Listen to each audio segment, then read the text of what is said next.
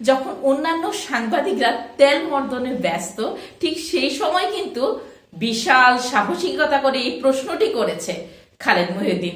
200-রও অধিক আসন পেতে গিয়ে এর পেছনে কোনো ইঞ্জিনিয়ারিং করতে হয়েছে কিনা, এমন প্রশ্নই রেখেছিলেন জনাব তারেক রহমানের কাছে সাংবাদিক খালেদ মহিউদ্দিন।